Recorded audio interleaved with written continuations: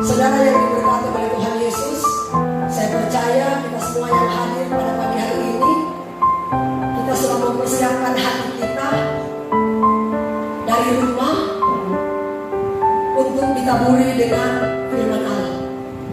Terkadang firman Tuhan itu datang dalam keadaan keras, terkadang datang dalam keadaan lembut, terkadang hati kita ini susah menerima firman Tuhan.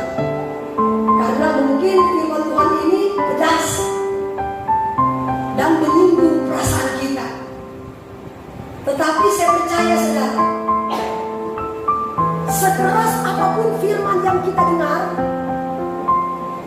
kalau seandainya kita mau buka hati, biarkanlah Roh Kudus yang akan bekerja di dalam hati nurani kita, supaya iman kita bertumbuh dewasa di dalam Tuhan.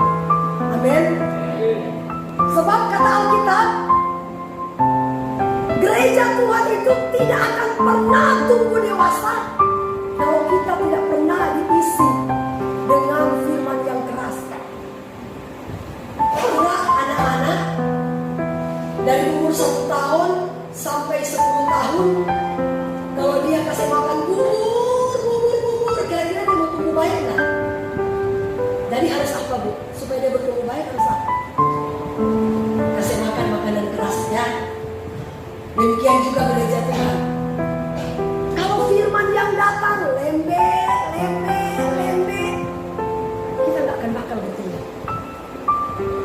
Sekeras apapun firman yang kita dengar, Tuhan terima kasih itu untuk saya. Itu untuk saya. Bukan begini.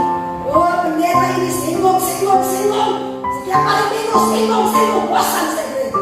Minta ampun. Ya bisa percaya di sini nggak demikian. Amin. Berikan tepuk tangan dulu buat Tuhan. Alkitab katakan begini. Lalu datanglah orang Amalek dan berperang melawan orang Israel di Rafidim. Musa berkata kepada Yosua, pilihlah orang-orang bagi kita, lalu keluarlah berperang melawan orang Amalek.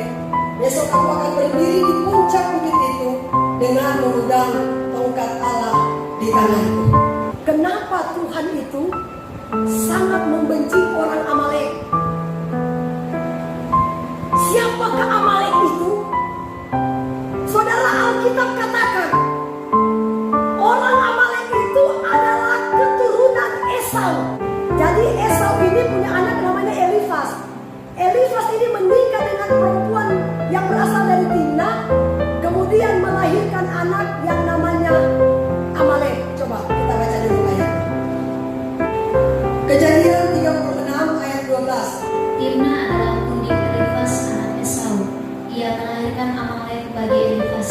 Itulah cucu-cucu dari istri Esau. Timbul pertanyaan, kenapa Tuhan itu sangat membenci orang-orang Amalek? Ketika bangsa Israel dikeluarkan oleh Musa dari tanah Mesir menuju ke tanah Kanaan, orang Amalek ini mereka menghalang-halangi bangsa Israel itu untuk masuk ke tanah Kanaan atau ke tanah perjanjian. Jadi Alkitab katakan orang Amalek ini berperang melawan orang Israel. Makanya Alkitab katakan begini saudara, karena orang-orang Amalek ini melakukan kejahatan di mata Tuhan, berperang melawan orang Israel, menghalang-halangi bangsa Israel menuju ke tanah Kanaan. Aku akan menghapus nama Amalek di muka bumi ini. Sekarang gak ada lagi bangsa Amalek di dunia ini, karena Alkitab katakan aku akan menghapus orang Amalek di muka bumi ini. Betapa jahatnya orang Amalek. Saudara tahu, bahkan orang Amalek ini mereka berusaha memusnahkan bangsa Israel. Sedangkan bangsa Israel itu adalah bangsa pilihan Tuhan. Mereka adalah umat kesayangan Tuhan. Firman Tuhan katakan, barang siapa memberkati Israel, aku berkati. Barang siapa mengutuk Israel, aku akan kutuk. Tetapi orang Amalek ini mereka berusaha untuk menghilangkan Israel dari tengah-tengah dunia ini. Saudara ingat waktu peristiwa Ester? Siapakah yang berusaha memusnahkan orang Amalek pada waktu itu? Namanya Haman. Siapakah Haman itu? Haman adalah keturunan Raja Agag. Sedangkan Agag adalah raja orang Amalek pada waktu itu. Coba kita lihat dulu ayatnya. Ester pasal 3 ayat 1 dan 2. Sesudah peristiwa-peristiwa ini, maka Haman bin Hamedata, dia orang Agag. Artinya dia masih keturunan Raja Agag. Sedangkan Agag ini adalah raja orang Amalek.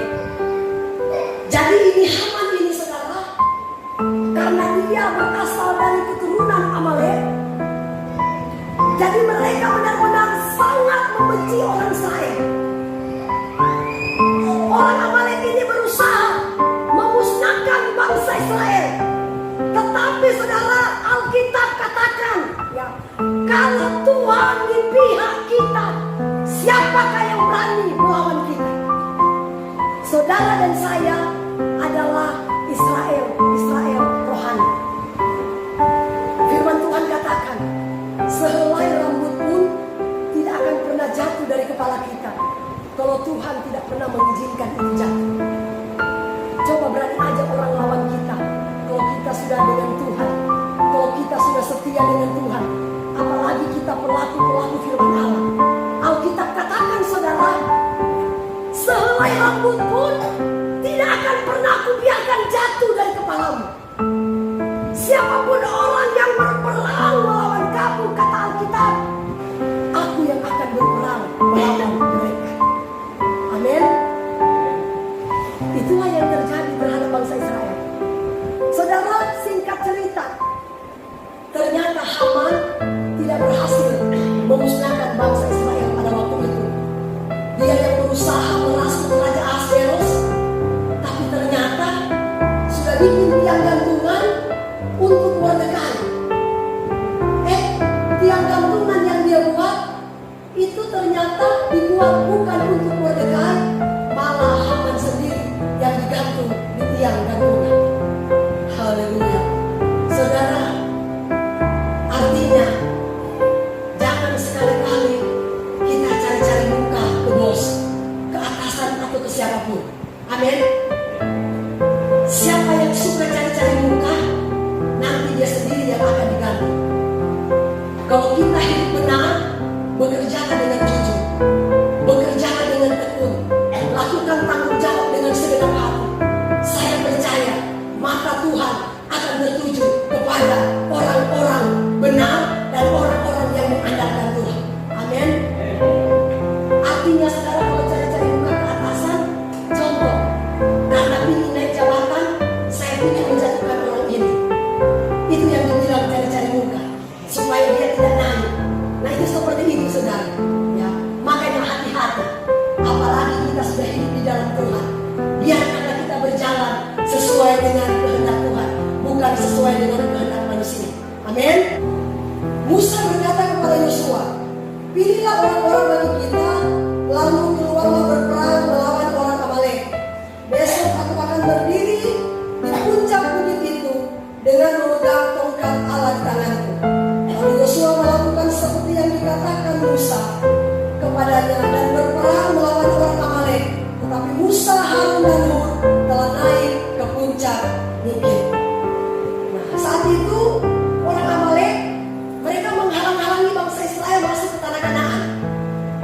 Tiba-tiba Musa katakan begini kepada Yosua, Yosua, biarkanlah kamu yang memimpin prajurit-prajurit Israel. Saya akan naik ke puncak untuk menjadi tiang doa buat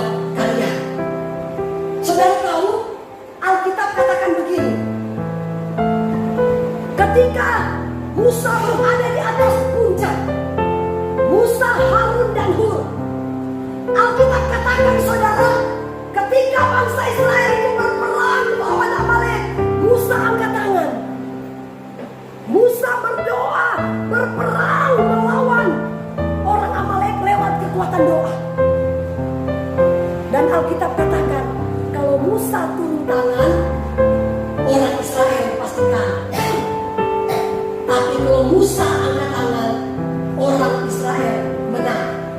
Saudara, artinya kalau saudara punya masalah, jangan dulu cepat-cepat curhat ke manusia. Pakai ini dulu. Amin. Berdoa, cari hadirat Allah. Jangan suka minta pembelaan manusia, tapi mari kita minta pembelaan Tuhan. Karena hanya Tuhan yang maha tahu. Dia tahu mana yang bersalah dan mana yang tidak. Terkadang kan manusia bisa jadi hakim yang salah, ya kan? Seperti apa yang dilakukan oleh Musa. Musa katakan begini, Yosua, kamu yang pimpin prajurit-prajurit ini, aku akan naik ke atas puncak bukit. Aku akan berdoa kepada Tuhan. Ketika Musa angkat tangan, saudara, bangsa Israel terus menang. Tapi ketika Musa turun tangan, bangsa Israel kalah. Artinya, kalau saudara punya masalah, saudara santai, tidak mau berdoa, malah cari pembelaan manusia, saudara tidak akan pernah mendapatkan jalan keluar, malah jalan buntu yang akan kita dapatkan.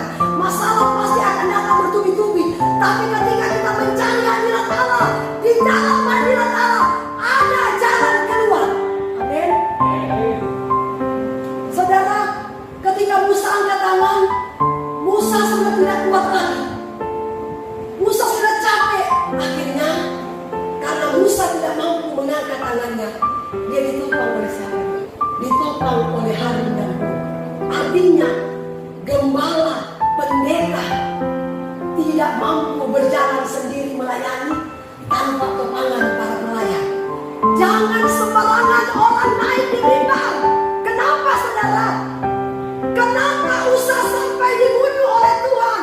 Karena ternyata yang berhak memegang tabut Allah adalah orang yang sudah diurapi dan punya jabatan Lewi. Mimbar ini bagaikan tabut Allah yang sudah dikuduskan oleh Tuhan. Kalau kita main comot-comot sana sini, kita tidak tahu apakah orang itu kudus di hadapan Allah atau tidak. Relakan hati kita untuk dibentuk oleh Tuhan. Jangan pernah mudah tersinggung, ya. Jangan pernah mudah menyerah. Sekali ikut Tuhan, tetap setialah ikut Tuhan. Amin. Kenapa sampai Musa itu tidak tembus ke tanah berkah? Tuhan katakan begini. Tuhan berfirman kepada Musa, ambillah tongkatmu itu dan engkau dan Harun, kamu harus menyuruh umat itu berkumpul. Saudara lihat ya, Tuhan katakan begini, katakanlah di depan mata mereka kepada bukit batu itu supaya diberi airnya. Tuhan suruh sama Musa, katakan kepada gunung batu itu, maka gunung batu itu akan keluar air. Tapi apakah Musa melakukan sesuai dengan perintah Tuhan? Dia apa? Dia pukul. Saudara, bayangkan Alkitab katakan, Tuhan suruh supaya Musa ini berkata kepada gunung batu itu, dan gunung batu itu akan mengeluarkan air. Kenapa? Karena Tuhan ingin membuktikan ada kuasa di mulut orang-orang benar. Ada kuasa di mulut orang-orang yang mengandalkan Tuhan. Makanya hati-hati ketika kita berkata. Karena Alkitab bilang, hidup dan mati manusia dikuasai lidah. Barang siapa menggemakannya akan makan buah. Karena di dalam lidah kita itu ada kuasa. Kenapa cuma masalah sepele Musa tidak tembus ke tanah berkah? Karena apa? Tuhan suruh berkata, malah Musa pukul ke gunung batu. Saking jengkelnya Musa, gara-gara bangsa Israel kan teriak-teriak terus, Musa, Musa, mana air? Kami haus. Aduh, Musa ini penat dan otak. Jadi bangsa Israel minta ampun dong. Saking jengkelnya di Musa yang ini aja. Bah, Tuhan bilang, kamu tidak taat kepada perintah. Akhirnya Tuhan bilang, kamu tidak akan pernah tembus ke tanah berkah. Saudara, cuma gara-gara masalah sepele. Jangan sampai gara-gara masalah sepele kita tidak masuk ke dalam kerajaan surga. Amin. Tanah Kanaan itu berbicara tentang surga yang kekal. Cuma mungkin gara-gara pendeta khotbah yang keras di sini, malas saya gereja. Pendeta setiap minggu singgung. Hamba Tuhan kok tidak berani menyinggung dosa.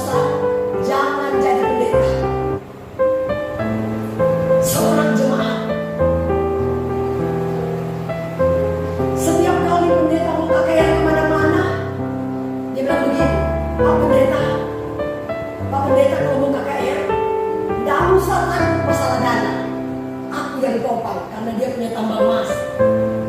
Jadi kalau kekurangan dana 15 juta, dia yang topang. Kalau kekurangan 20 juta, ini bapak ini yang topang. Satu ketika meninggal si bapak ini. Bulan berikut meninggal lagi si pendeta. Setelah pendeta itu meninggal, pendeta katakan begini, aduh, tempat apa ini? Kenapa ini panas? Aduh, panasnya luar biasa. Setelah buka peti matinya, ketemu dengan malaikat. Malaikat, tempat apa ini?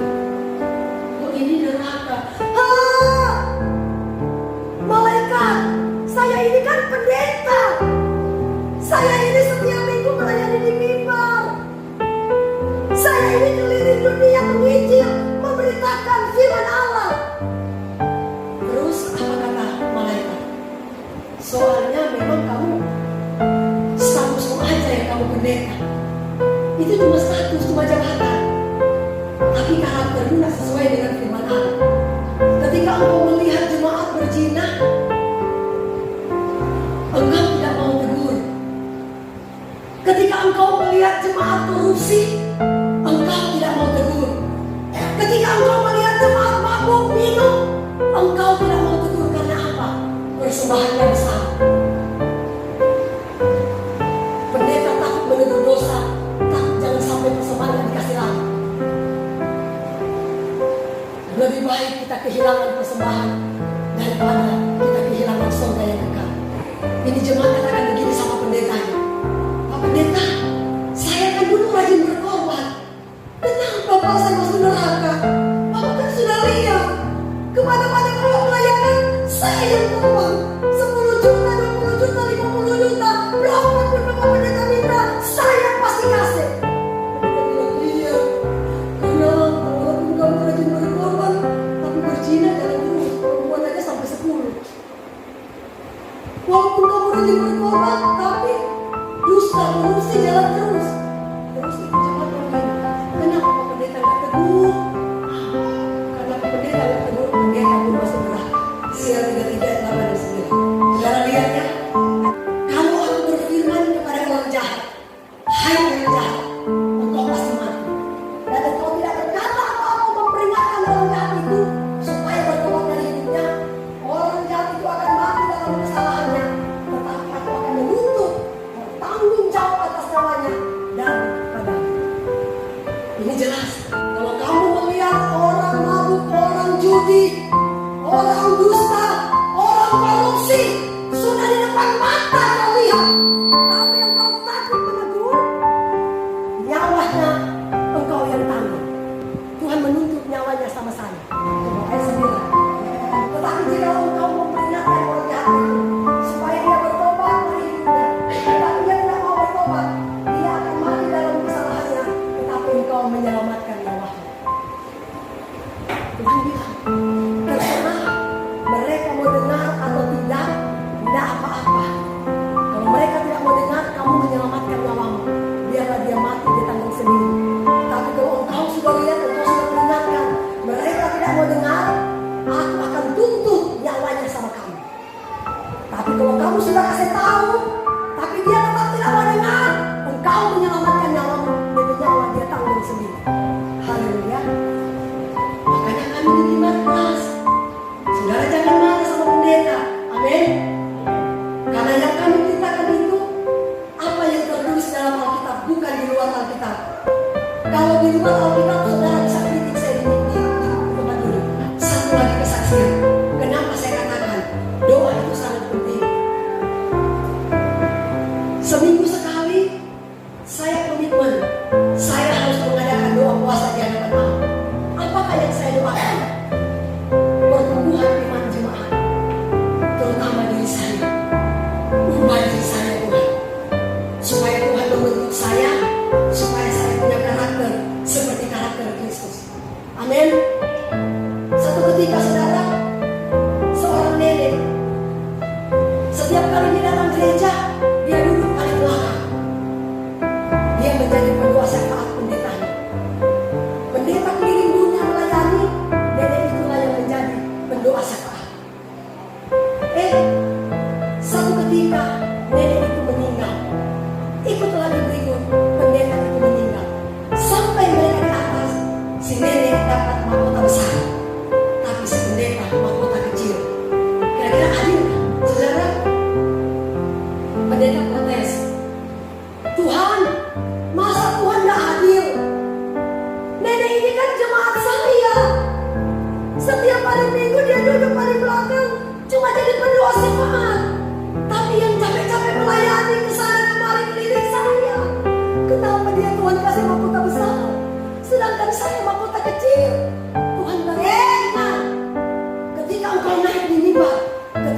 pimpin KKR.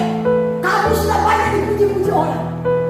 Wah dahsyat, wah pendeta luar biasa. Wah, tapi nenek ini meskipun pekerjaannya tidak kelihatan, tapi gara-gara nenek ini nyawamu diselamatkan. Gara-gara dia menjadi tiang doa untuk kamu. Haleluya. Jadi jangan pilih-pilih pelayanan. Menjadi kostor, hormat sama mama saya. Ya. Pagi-pagi subuh kami belum bangun, dia sudah datang. Sapu gereja sampai bersih. Mau sapu gereja juga, itu adalah pekerjaan Tuhan. Apa saja, pembawa kolektor, itu adalah pekerjaan Tuhan. Yang pasti, layanilah Tuhan dengan segenap hati. Amin. Karena Tuhan yang melihat hati kita. Doa itu sangat penting. Sekali lagi kuperingatkan, doa itu sangat penting. Saudara, masih ada lagi satu kesaksian. Seorang misionari, dia suka sekali berkorban, kasih bantuan di salah satu rumah sakit. Kalau dia pergi ke rumah sakit itu, dia harus melewati hutan limbah. Dia sudah bangun pondok kecil di hutan, karena terlalu jauh rumah sakit itu. Waktu itu belum ada transportasinya ya. Saudara, ternyata selama ini misionaris ini pergi ke rumah sakit itu, ada penjahat yang sudah mengintip dia. Dia sudah tahu, oh ternyata ini pendeta ini sedang lewat jalan ini ke rumah sakit ini masih kasih bantuan. Oh nanti, jadi penjahat ini sudah punya niat jahat. Dia katakan begini, sebentar malam aku akan bakar pondok itu, aku akan curi semua uang-uang yang dia punya, baru aku bakar pondoknya seakan-akan itu terbakar. Saudara tahu, ketika itu penjahat ini sudah mendekati pondok, betapa kagetnya si penjahat itu. Kenapa? Karena dia melihat ternyata sekeliling pondok itu ada banyak ribuan malaikat Tuhan. Jadi si penjahat itu ketakutan. Dia lari sekencang-kencangnya karena dia pikir itu tentara beneran. Kira-kira itu tentara beneran atau siapa? Itu adalah malaikat. Amin. Tuhan bisa buat mata kita itu bisa melihat tentara. Walaupun mungkin kita manusia tidak melihat, tapi di samping kiri kanan kita ada utusan Tuhan yang menyertai kita. Amin. Saudara tahu, tiba-tiba penjahat itu saking dia takut, dia lari terbirit-birit. Akhirnya dia ketabrak mobil, kecelakaan. Dibawa ke rumah sakit tempat Pak Pendeta melayani. Ketika Pak Pendeta masuk ke ruangan pemuda ini ketakutan. Dia bilang, jangan-jangan Pak Pendeta sudah tahu saya ruang ketakutannya. Padahal Pak Pendeta pengen tugas di situ, melayani di rumah sakit, dia doakan orang sakit. Nah, pas waktu mendoakan si penjahat ini langsung mengaku, Pak, saya minta maaf sama Bapak. Sebenarnya saya celaka ini karena saya ini bersalah sama Bapak. Loh, emang kamu buat salah apa? Kan begini, saya kan sudah tahu Bapak ini seringkali datang kasih bantuan di rumah sakit ini. Saya tahu bahwa Bapak ini punya banyak duit, makanya saya rencana mau bunuh Bapak dan saya mau makan pondok yang Bapak sering menginap. Tapi ternyata sebelum saya mendekati pondok itu, saya lihat di sekitaran pondok Bapak itu ada begitu banyak tentara. Makanya saya takut. Itulah tentara Allah. Amin. Kenapa Pak Pendeta ini dilindungi oleh Tuhan? Ternyata ada jemaat yang menjadi tiang doa pendetanya. Tiba-tiba pendeta itu bersaksi di gereja, jemaat itu angkat tangan. Pak Pendeta, kejadian itu jam berapa? Sekitar jam 12. Pak Pendeta tahu nggak? Jam 12 malam saya dibangunkan Tuhan, dan Tuhan suruh saya supaya saya doakan Pak Pendeta. Ternyata akibat doa jemaat itu, nyawa Pak Pendeta diselamatkan oleh Tuhan. Amin. Saudara, jangan saudara cuma butuh doa pendeta. Pendeta juga masih manusia biasa, butuh doa saudara. Amin. Kami nggak bisa berjalan sendiri tanpa topangan saudara dan para pelayan. Ya. Seperti Musa ketika angkat tangan tidak bisa lagi dengan Tuhan. Dia ditopang oleh siapa? Oleh Harun dan Hur. Begitu juga dengan gembala. Gembala tidak mampu berjalan sendiri.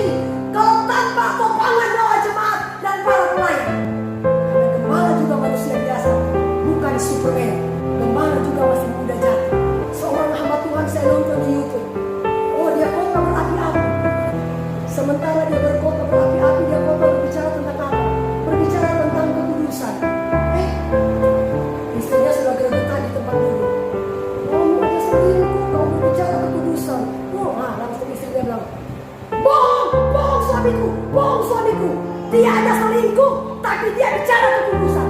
Oh, saat itu juga dia direndahkan. Haleluya. Heboh di YouTube. Saya ini nonton ini di YouTube, saudara. Makanya aku katakan, pendeta juga manusia biasa, sama seperti saudara. Kami ini masih muda jatuh. Kalau kamu tidak kuat doa, kalau kami tidak kuat duduk dalam hadirat Allah, saudara, setan sesungguhnya lagi mengintip kita. Mana celahnya? Oh, dia celahnya di perempuan. Dia kirim banyak perempuan mendekati dia. Betul kan? Oh, ini jatuhnya di laki-laki. Dia kirim banyak laki-laki mendekati dia. Itu setan kan, dia cari celah. Makanya kalau kita sudah tahu kelemahan kita di situ, jangan berdiri di kelemahan. Lari. Sudah tahu-tahu ada semut, ada orang minta ambil semut, tetap berdiri di situ. Jadi gigit sama semut. Saatnya kita keluar lari. Tapi kalau kita berdiri di semut itu, kita pasti begini. Jadi setan sementara mengintip kelemahan-kelemahan kita. Hati-hati, waspada. Makanya doa adalah kekuatan kita. Makanya Yesus katakan begini kepada murid-muridnya, berjaga-jagalah dan berdoa supaya kalian tidak jatuh ke dalam pencobaan. Amin. Karena cuma kekuatan doa kita mampu melawan segala tipu muslihat iblis. Amin. Berikan tepuk tangan buat Tuhan.